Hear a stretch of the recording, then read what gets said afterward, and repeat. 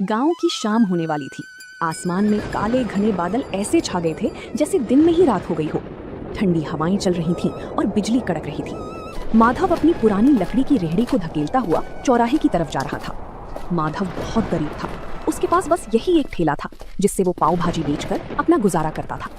उसके घर की छत कच्ची थी जो हर बारिश में टपकने लगती थी।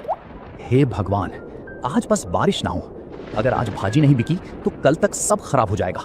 घर में राशन भी खत्म हो चुका है। सुमित्रा इस उम्मीद में होगी कि आज कुछ पैसे लेकर आऊंगा तो घर का चूल्हा जलेगा। जैसे ही माधव ने चौराहे पर अपना ठेला लगाया वैसे ही मोटी मोटी बूंदें गिरने लगी। देखते ही देखते बहुत तेज बारिश शुरू हो गई। लोग अपनी अपनी दुकानों के शटर गिराकर घर जाने लगे। तभी माधव ने जल्दी से एक फटी हुई पन्नी निकाली और अपनी पाव भाजी को बचाने के लिए उसे ढक दिया। वो खुद तो भीग रहा था पर उसे चिंता अपनी भाजी की थी। तभी गांव का एक आदमी बिरजू जो माधव के ठेले के पास से जा रहा था, उसने माधव से कहा, अरे माधव, ये क्या कर रहे हो? ऐसी आफत वाली बारिश में कौन बाहर आएगा तुम्हारी पाव भाजी खाने? घर जा भाई, वरना बीमार हो जाएगा। बिरजू भाई, गरीब को बीमारी से ज्यादा भूख का डर लगता है।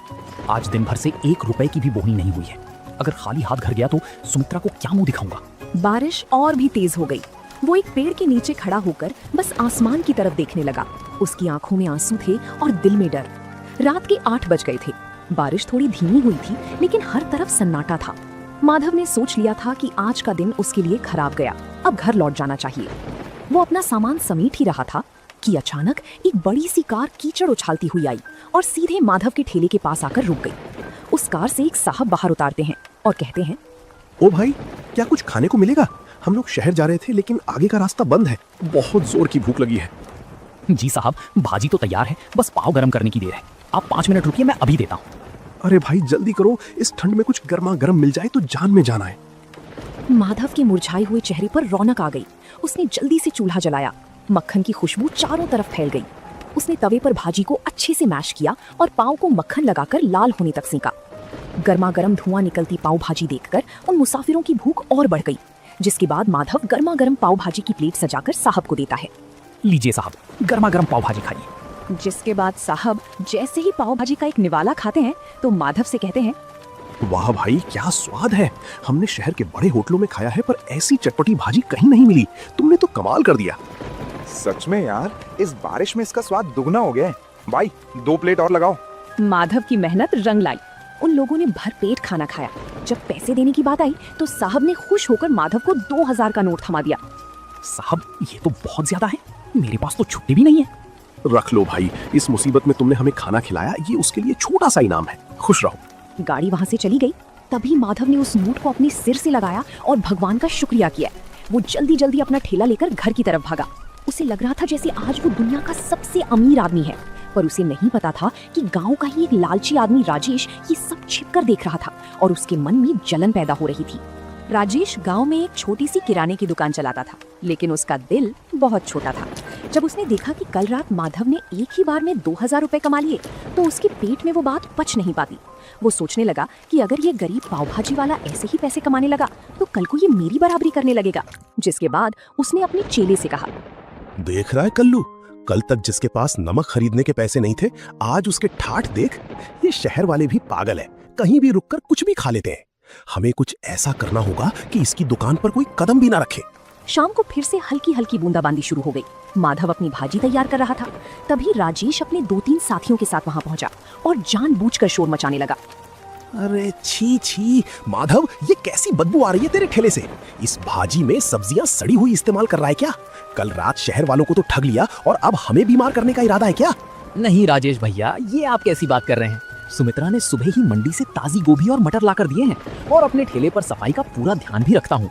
अरे चुप कर, सबको दिख रहा है कि तू बारिश के गंदे पानी में पाव सेक रहा है। गांव वालों सुन लो, अगर माधव की पाव भाजी खाई तो पेट खराब होना पक्का है।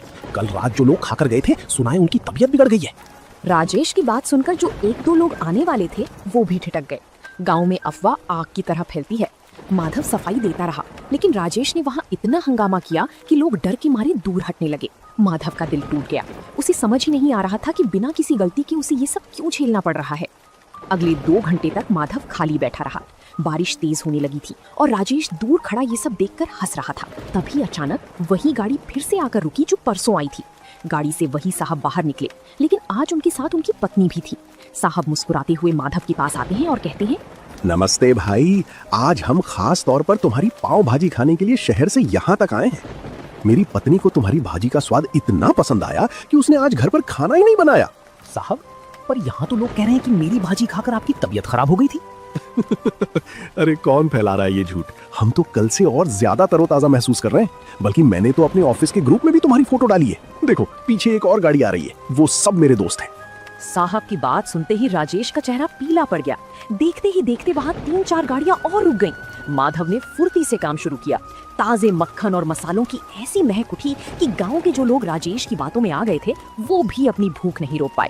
तभी गांव का एक बुजुर्ग माधव के ठेले पर आकर बोलता है, माधव बेटा, हमें माफ करना, हम इस राजेश की बातों में आ गए थे। हमें भी एक प्लेट पाव भाजी खिलाओ, इसकी खुशबू ने तो भूख जगा दी है। उस रात माधव की सारी भाजी बिक गई। राजेश शर्म के मारे वहाँ से खिसक गया। माधव ने आज सिर्फ पैसे ही नहीं कमाए थे, बल्कि राजेश की साजिश को भी नाकाम कर दिया था। माधव की दुकान अब गांव और शहर दोनों जगह मशहूर होने लगी थी। हर शाम उसके ठेले पर भीड़ जुटने लगी थी। सुमित्रा भी अब घर पर माधव की मदद करती और दोनों मिलकर और भी स्वादिष्ट मसाले तैयार करने लगे। लेकिन माधव का सपना अब बड़ा हो गया था और एक रात जब माधव घर लौटा तो उसने देखा कि सुमित्रा छत से टपकते पानी को रोकने के लिए बर्तन रख रही है। पूरी रात दोनों सो नहीं पाए क्योंकि बिस्तर भीग चुका था। और तभी उस रात माधव ने एक बड़ा फैसला लिया। सुमित्रा, अब बहुत हो गया। कब तक हम इस टपकती छत के नीचे रात गुजारेंगे? भगवान की दया से अब हमारे पास कुछ पैसे जमा हो गए हैं। मैं सोच रहा हूँ कि अब ठेला छोड़कर एक छोटी सी दुकान किराए पर ले लूं। दुकान? पर उसके लिए तो बहुत पैसे लगेंगे और गांव के चौराहे पर दुकान मिलना भी तो मुश्किल है। कोशिश करने में क्या हर्ज है? अगर एक बार पक्की दुकान हो गई तो बारिश में भी धंधा बंद नहीं होगा और लोग आराम से बैठकर खा सकेंगे। मैं कल ही सरपंच जी से बात करूंगा। अगले दिन माधव सरपंच जी के पास गया। सरपंच जी ने माधव की मेहनत देखी थी, इसलिए उन्होंने उसे चौराहे के पास एक पुरानी दुकान किराए पर दिलाने में मदद की। माधव ने दिन रात एक करके उस दुकान की सफाई की और उसे एक छोटी सी पाव भाजी ढाबे का रूप दे दिया। माधव के ढाबे का नाम रखा गया माधव पाव भाजी सेंटर। उद्घाटन के दिन माधव ने पूरे गांव को न्योता दिया।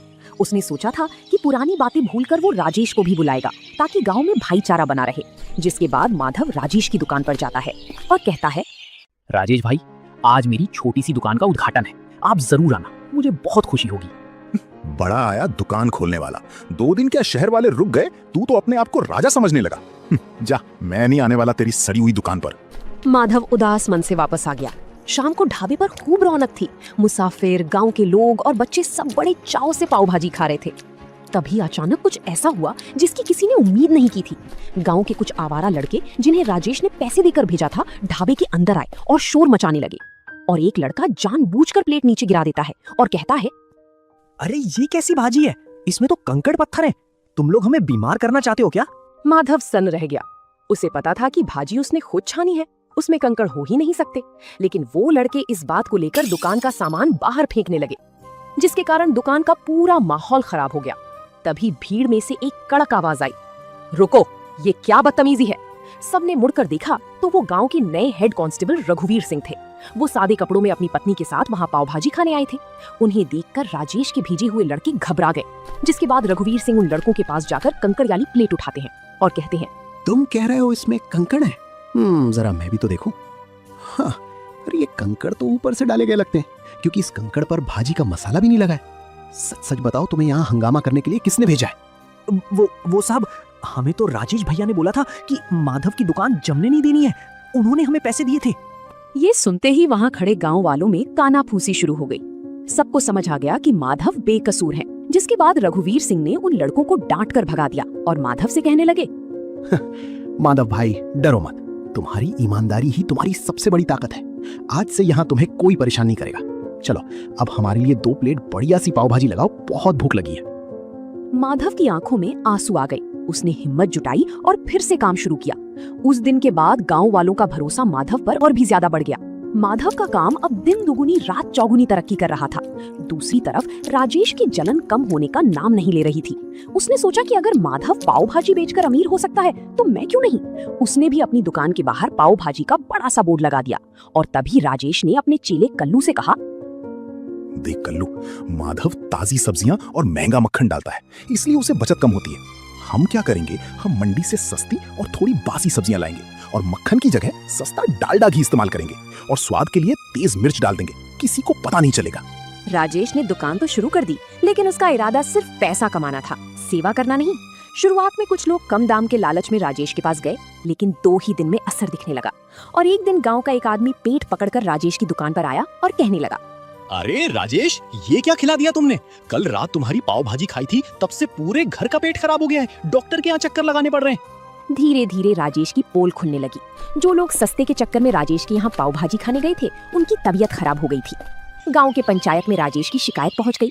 सरपंच जी ने राजेश पर भारी जुर्माना लगाया और उसकी दुकान कुछ दिनों के लिए बंद करवा दी। राजेश को लालच की बहुत बड़ी सजा मिली थी। राजेश की दुकान बंद हो गई और पूरे गांव में उसकी बदनामी हो गई। दूसरी तरफ माधव ने अपनी मेहनत से न केवल गांव वालों का दिल जीता, बल्कि अब दूर दूर से लोग उसकी पाव भाजी का स्वाद चखने आने लगी थी। लेकिन माधव का दिल आज भी उतना ही साफ था जितना पहले दिन था। माधव का छोटा सा ढाबा अब छोटा पड़ने लगा था। शहर के एक बड़े अखबार में माधव की कहानी छपी कि कैसे एक गरीब पाव भाजी वाले ने अपनी ईमानदारी से अपनी किस्मत बदली। इस खबर के बाद शहर के एक बड़े बिजनेसमैन माधव के पास आए। माधव भाई, आपकी भाजी में जो स्वाद है वो मैंने आज तक कहीं नहीं चखा। मैं चाहता हूँ कि शहर के मुख्य हाईवे पर हम मिलकर एक बड़ा फैमिली रेस्टोरेंट खोलें। जगह और पैसा मेरा होगा और हुनर आपका। साहब, मैं तो एक छोटा सा आदमी हूँ। मुझे डर लगता है कि कहीं मैं इतनी बड़ी जिम्मेदारी संभाल पाऊंगा या नहीं। क्यों नहीं संभाल पाएंगे? आपने कीचड़ और बारिश में ठेला चलाया है, ये तो फिर भी छत के नीचे का काम है। आपको भगवान ने मौका दिया है, इसे मत छोड़िए। माधव मान गया। कुछ ही महीनों में हाईवे पर एक आलीशान ढाबा तैयार हो गया, जिसका नाम रखा गया माधव की असली पाव भाजी। अब माधव के पास काम करने के लिए कई लोग थे, लेकिन वो आज भी खुद खड़े होकर भाजी का मसाला तैयार करता था ताकि स्वाद न बदले। माधव अब एक बड़ा आदमी बन चुका था।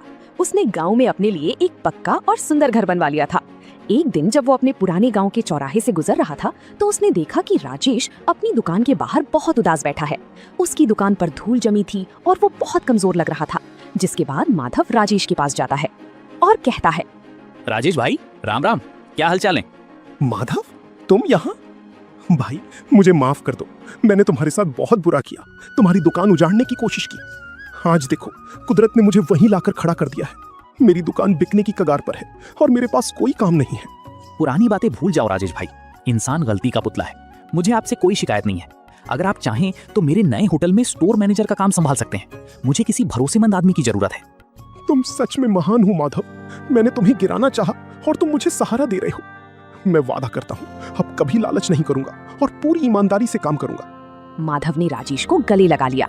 गांव वाले ये देखकर दंग रह गए कि कैसे एक गरीब पाव भाजी वाले ने न केवल गरीबी को हराया, बल्कि अपने दुश्मन को भी अपनी अच्छाई से जीत लिया। माधव की कहानी हमें सिखाती है कि बारिश चाहे कितनी भी तेज हो, अगर इरादे पक्के हों तो सूरज जरूर निकलता है। तो दोस्तों, आप लोगों को ये कहानी कैसी लगी कमेंट करके जरूर बताएं और ऐसी कहानियों को देखने के लिए वीडियो को लाइक करें और चैनल को सब्सक्राइब करें।